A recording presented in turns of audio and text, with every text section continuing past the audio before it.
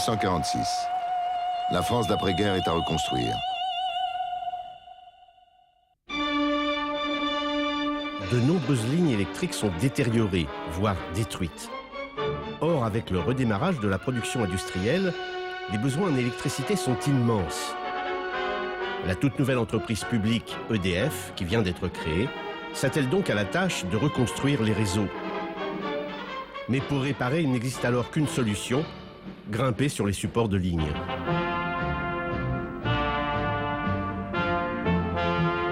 Mais le travail est difficile, lent et dangereux pour les hommes qui en ont la charge, ceux qu'on appelle les lignards. Aussi l'idée se fait-elle jour d'utiliser un objet volant apparu seulement une dizaine d'années plus tôt, l'hélicoptère. Après des essais opérationnels commencés dès octobre 1950, EDF acquit en 1952 son premier appareil, un Bell 47. En 1956, l'entreprise se dote d'un deuxième Bell de 260 chevaux et en 1957, elle achète sa première Alouette 2, dont elle devient ainsi le premier acquéreur civil. Les missions se multiplient. D'abord, la mission d'observation des lignes pour y détecter et localiser les pannes.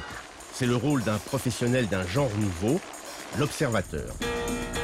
À partir de 1970, les hélicoptères sont équipés de caméras de thermographie infrarouge. Autre mission, la pose d'hommes et de matériel sur les chantiers difficilement accessibles.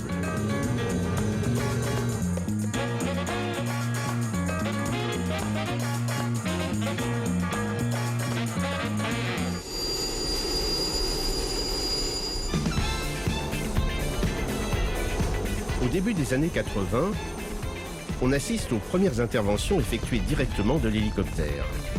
C'est le commencement d'une nouvelle ère, celle des travaux héliportés.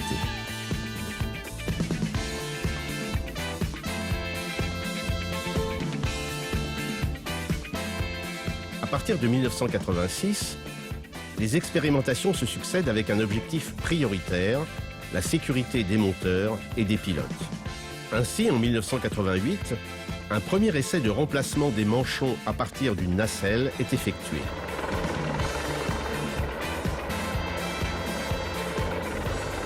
Plus tard, les techniques, les modes d'intervention, les outillages et les nacelles vont considérablement évoluer. Au total, 35 types de nacelles auront été conçus, dont 15 sont encore utilisées aujourd'hui, y compris celles que l'on dépose sur les lignes, qui plus est sous tension. En 1990, c'est la consécration des travaux héliportés. Une entité baptisée Service des travaux héliportés est créée au sein d'EDF. Elle se transforme quelques mois plus tard en STH, Service et travaux héliportés. Parmi les travaux auxquels se consacre désormais STH, figure par exemple le montage des supports de ligne. Un montage qui ressemble fort à un jeu de construction.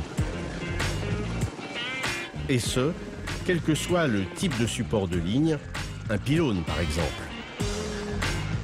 Dans tous les cas, on évite l'utilisation de mâts et de grues. Dérouler un câble, c'est également l'affaire de STH. Soit la dérouleuse est fixée au sol, soit elle est carrément embarquée sous l'hélicoptère.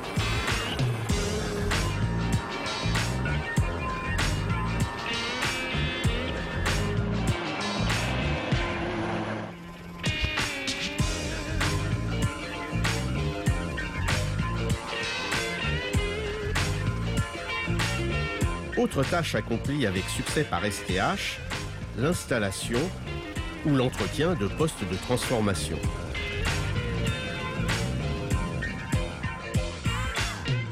Ici, par exemple, il s'agit de poser des éléments tubulaires.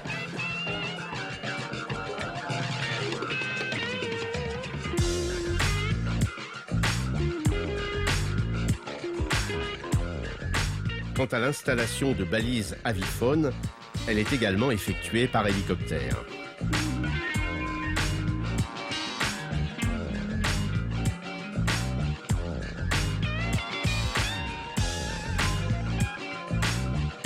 Mais parce qu'elle représente 80% du temps de vol de ces hélicoptères, pour STH, la surveillance des lignes est une activité importante.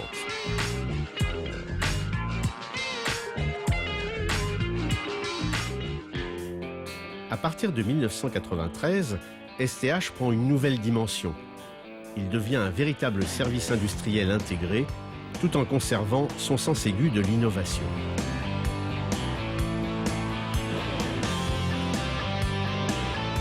D'autant qu'à partir de juillet 2000, il est rattaché à RTE, le gestionnaire du réseau de transport d'électricité qui vient d'être créé. Aujourd'hui, le département services et travaux héliportés, c'est 50 ans d'expérience, 120 personnes, 11 hélicoptères, 7000 heures de vol par an et 200 000 heures de vol cumulés, 100 000 km de lignes surveillées chaque année et 1000 journées de consignation de lignes évitées.